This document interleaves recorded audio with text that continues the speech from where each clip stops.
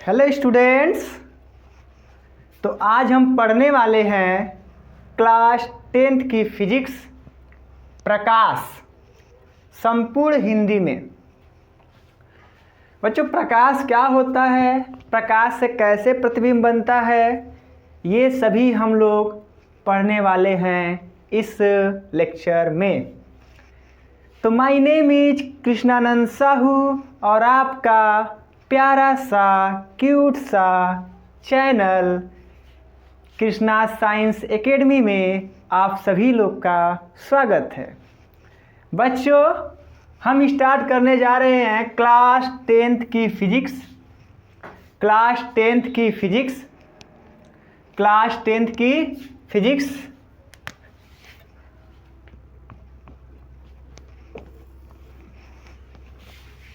अभिसारी किरण पुंज, अपसारी किरण पुंज और समांतर किरण पुंज क्या होता है।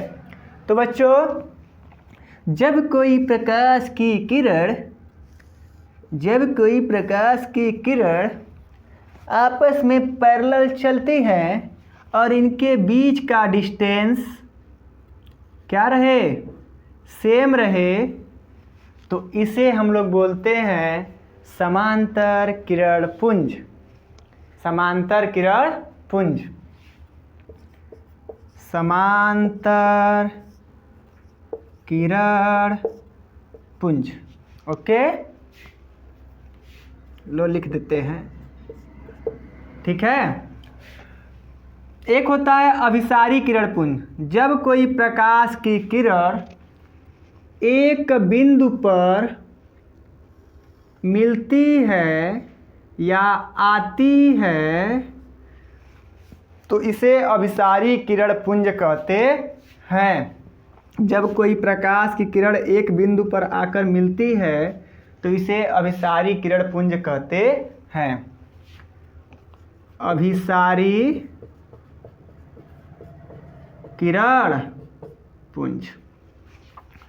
इसके बाद एक होता है बच्चों, जब कोई प्रकाश की किरण एक बिंदु से बाहर निकलती है, एक बिंदु से बाहर निकलकर और फैल जाती है, तो इसे हम लोग बोलते हैं अपसारी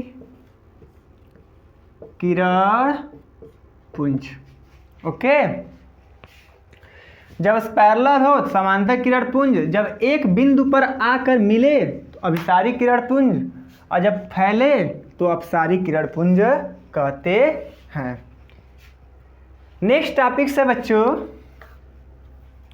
नेक्स्ट टॉपिक से आपका प्रकाश का परावर्तन। प्रकाश का परावर्तन। क्या सर आप गाना गाते रहते हैं इसी में? आपको पढ़ाने लिखाने से कोई मतलब नहीं है। इधर आइए। प्रकाश का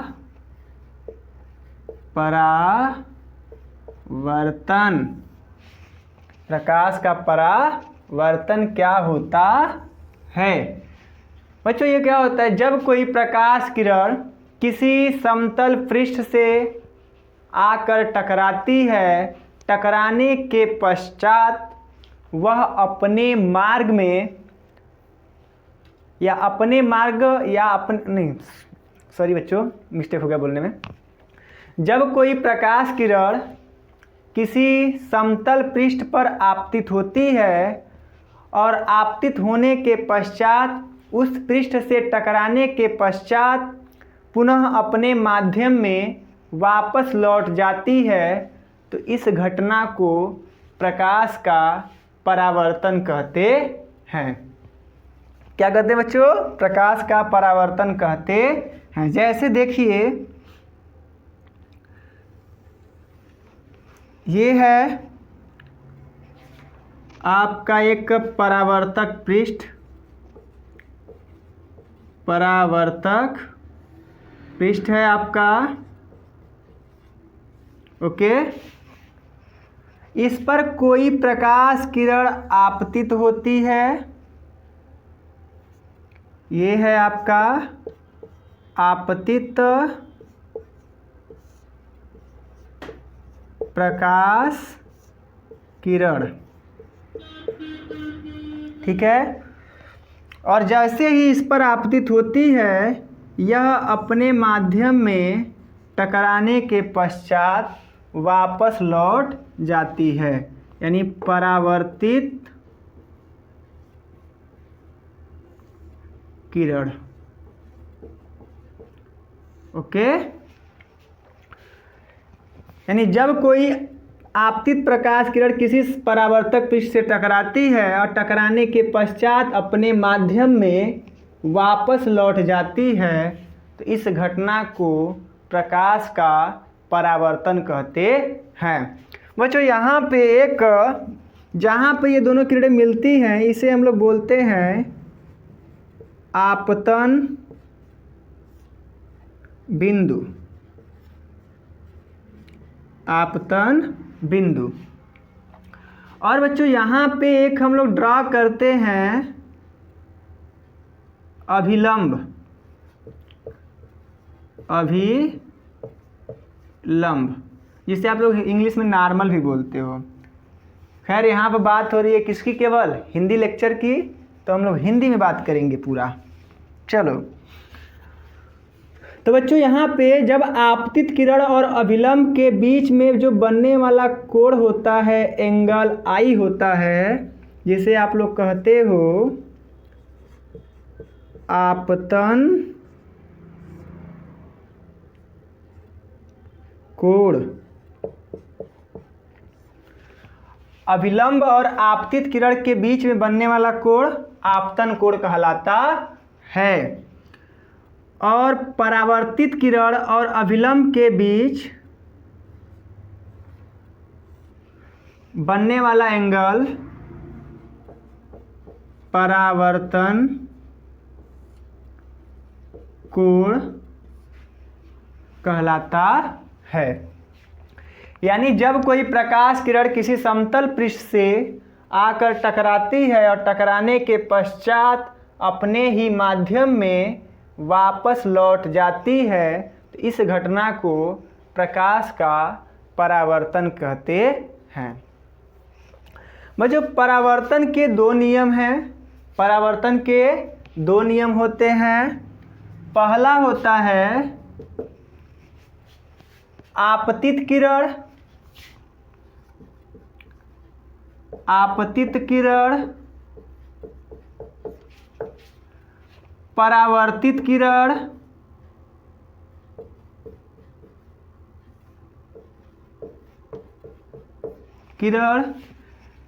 तथा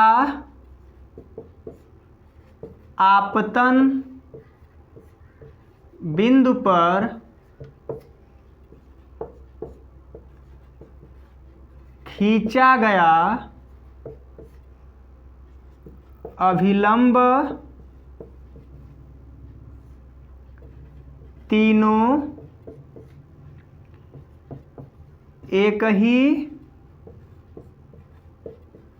तल में होते हैं। आपतित किरण, परावर्तित किरण तथा आपतन बिंदु पर आपतित किरण, परावर्तित किरण तथा आपतन बिंदु पर खींचा गया अभिलंब तीनों एक ही तल में होते हैं। सेकेंड नियम होता है बच्चों आपतन कोण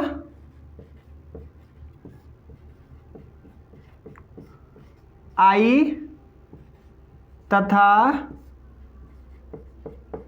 परावर्तन कोण आर आपस में सदैव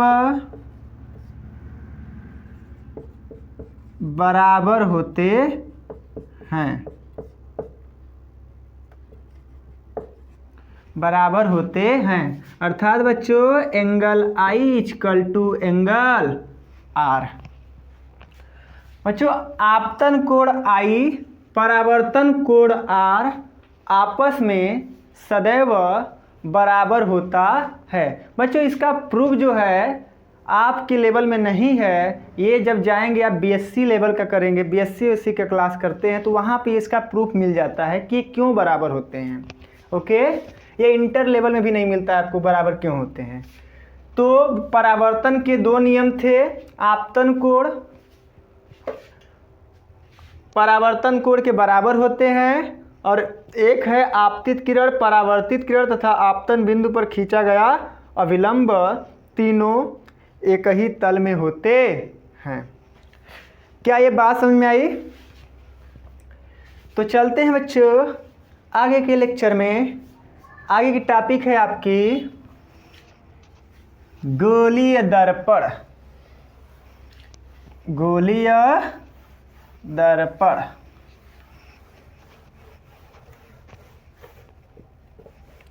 गोलीय दर्पण क्या होता है?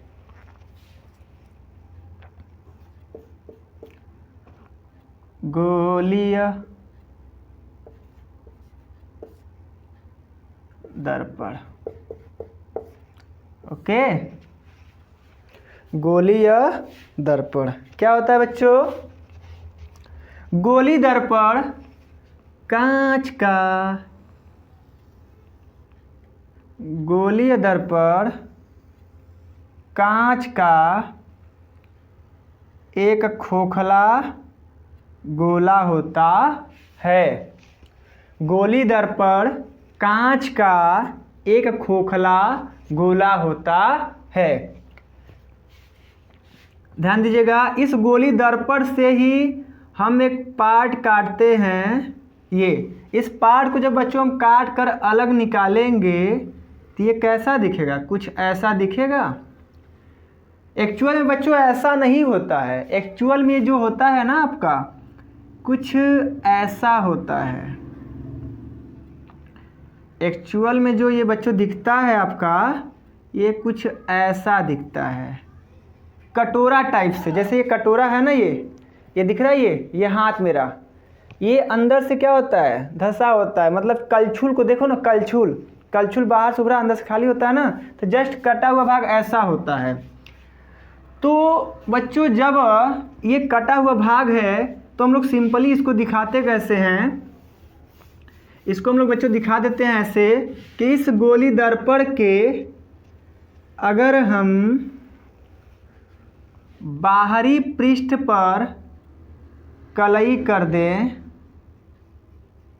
बाहरी पृष्ठ पर कलई कर दें और परावर्तन आंतरिक सतह से होता है, बाहरी पृष्ठ पर कलई कर दिए, परावर्तन आंतरिक सतह पर होता है, तो इस दर्पण को अवतल दर्पण कहते हैं। अवतल दर्पण कहते हैं। दूसरी होती है बच्चों, जब इस गोलीय दर्पण के आंतरिक पृष्ठ पर कलई कर दे, आंतरिक पृष्ठ पर कलई कर दे और परावर्तन बाहरी पृष्ठ से होता है, तो इस दर्पण को हम लोग उत्तल दर्पण कहते हैं। ठीक है, जब अब क्या हो, प्रकाश का किरण आंतरिक परावर्तित हो तो अवतल दर्पण, और जब बाहरी पृष्ठ से हो तो उत्तल दर्पण कहते हैं। क्या बात क्लियर हुई? इसके बाद आते हैं बच्चों गोलीय दर्पण पर। इस पर आते हैं गोलीय दर्पण पर। हाँ, तो गोलीय दर्पण क्या है बच्चों? टिंग टिंग टिंग टिंग टिंग टिंग टिंग टिंग टिंग टिंग टिंग टिंग टिंग टिंग टिंग टिंग। हाँ, तो बच्चों गोलीय दर्पण का परिभाषा आप पहला निकालते हैं, वक्रता केंद्र। वक्रता केंद्र वक्रता केंद्र। इसे हम लोग दिखाते हैं सी से। ये क्या होता है बच्चों? गोली दर पर कांच के जिस खोखले गोले का भाग होता है, गोली दर पर कांच के जिस खोखले गोले का भाग होता है उसका केंद्र वक्रता केंद्र कहलाता है। क्या कहलाता है? वक्रता केंद्र कहलाता है। हम बाद में इसको लिख देंगे बच्चों उधर साइड में, अभी समझो।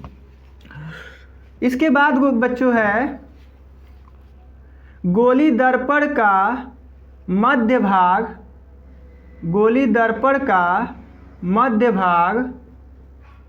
दर्पण का ध्रुव कहलाता है। गोली दर्पण का मध्य भाग दर्पण का ध्रुव कहलाता है। तीसरी बात बच्चों, दर्पण के वक्रता केंद्र C और ध्रुव P से होकर जाने वाली अक्ष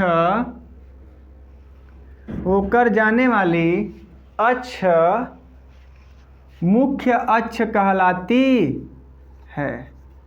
मुख्य अक्ष कहलाती है। ठीक है बच्चों। इसके बाद आता है वक्रता केंद्र C और ध्रुव P।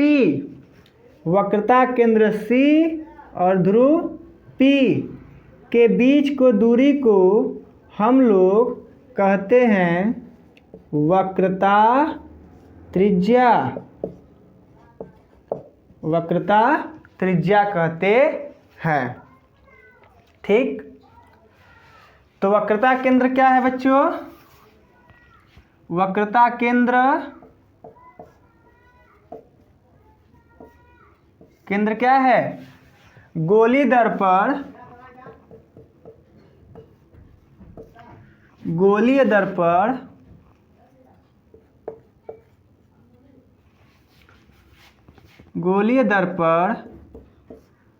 कांच के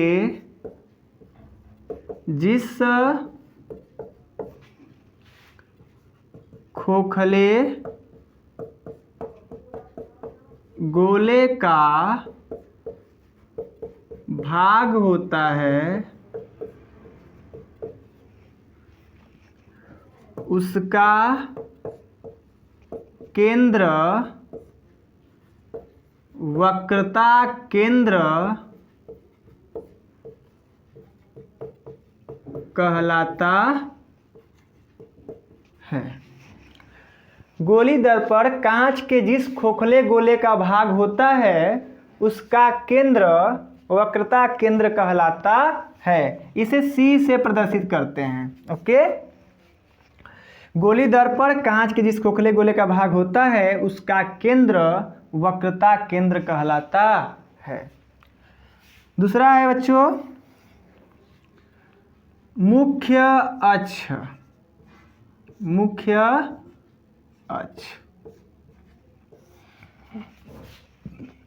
दर्पण के ध्रुव P तथा वक्रता केंद्र C से होकर जाने वाली अक्ष को मुख्य अक्ष कहते हैं। दर्पण के ध्रुव P तथा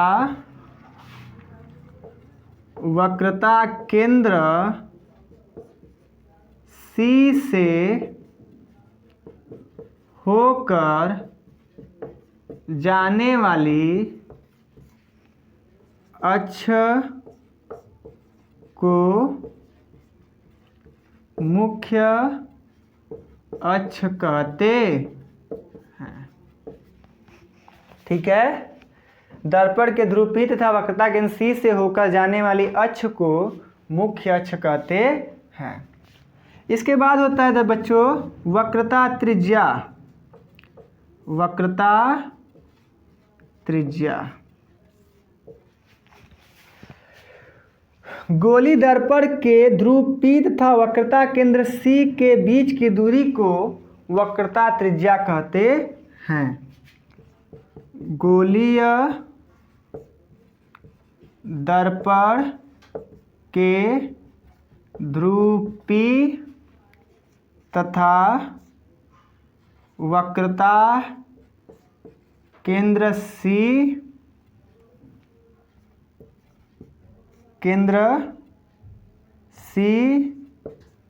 के बीच की दूरी को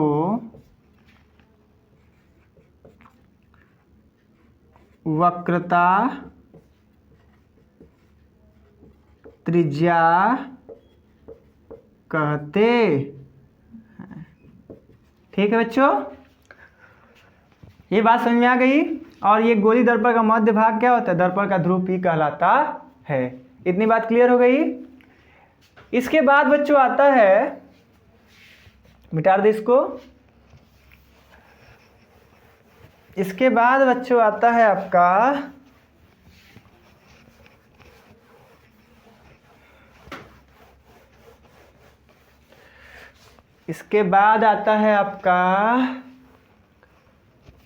मुख्य फोकस।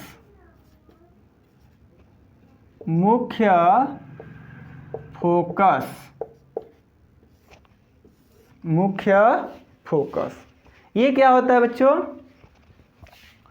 चलो मान लेते हैं ये कि क्या है? अवतल दर्पण है। ओके, इस दर्पण का ध्रुव P और यहाँ पे ये मुख्य अक्ष है। तो बच्चों मुख्य अक्ष के समांतर जाने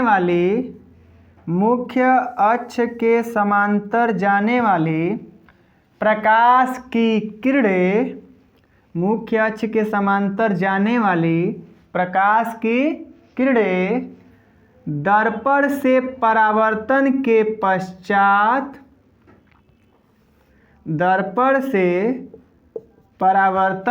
पश्चात जिस मुख्य अक्ष के जिस बिंदु पर मिलती हैं, दर्पण का मुख्य फोकस कहलाता है। मुख्य अक्ष के समांतर जाने वाली प्रकाश किरणें दर्पण से परावर्तन के पश्चात जिस बिंदु पर मिलती हैं, मुख्य फोकस कहलाता है। दूसरा होता है बच्चों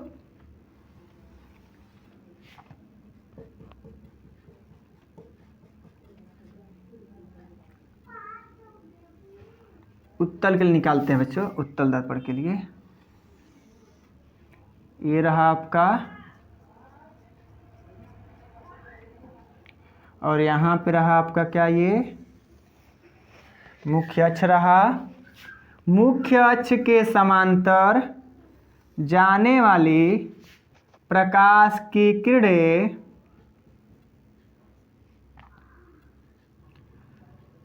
परावर्तन के पश्चात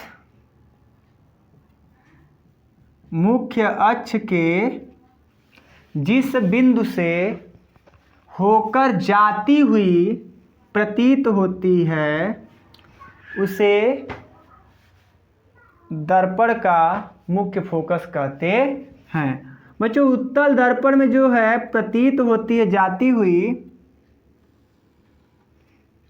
उत्तल दर्पण में प्रतीत होती है जाती हुई, और अवतल दर्पण में वास्तव में मिलती है। यानी मुख्य अक्ष के समांतर गई और टकरा कर जिस बिंदु पर मिली वही क्या है? मुख्य फोकस है, और यहाँ पे प्रतीत होती है। ये बात क्लियर है? चलो नेक्स्ट टॉपिक पर चलते हैं बच्चों। नेक्स्ट है आपका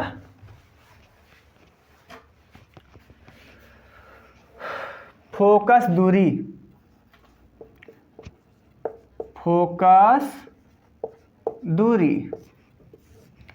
बच्चों ये दर्पण है आपका अवतल दर्पण। इस दर्पण का ये मुख्य अक्ष ये P होगा, यहाँ पे F होगा। दर्पण के ध्रुव P और मुख्य फोकस F के बीच की दूरी को फोकस दूरी कहते हैं। ये क्या है बच्चों? फोकस दूरी। ठीक। अवतल दर्पण उत्तल दर्पण में भी सेम होगा।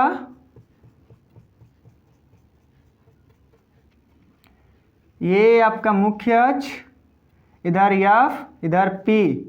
P और F के बीच की जो दूरी होती है इसी को हम लोग क्या कहते हैं? मुख्य फोकस कहते हैं। ठीक। इसके बाद आता है बच्चों इसी में फोकस तल। यहीं पर हम दिखा देते हैं फोकस तल। दर्पण के मुख्य फोकस से होकर जाने वाले दर्पण के मुख्य फोकस से होकर जाने वाले तथा मुख्य अक्ष के लंबवत तल को फोकस तल कहते हैं। ठीक। फोकस तल कहते हैं। इसमें भी क्या हो जाएगा? यही देखो, मुख्य अक्ष के लंबवत और मुख्य फोकस से होकर गुजरने वाले तल को फोकस तल कहते हैं। क्या इतनी बातें क्लियर हो गई? Very good. अब आते हैं बच्चों किस पर हम लोग? अब हम लोग चलते हैं। चल चला चल चल, चल बाबा चल, चलते चल चल। सर आप ना गाना बहुत गाते हैं, क्या करें बच्चों, तुम लोग का प्यार है। चलो, इसके बाद आता है बच्चों गोली दर्पण के द्वारा प्रतिबिंब बनने के नियम। गोली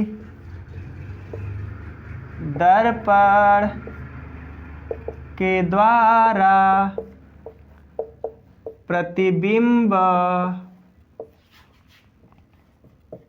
बनने के नियम। क्या क्या नियम है बच्चों?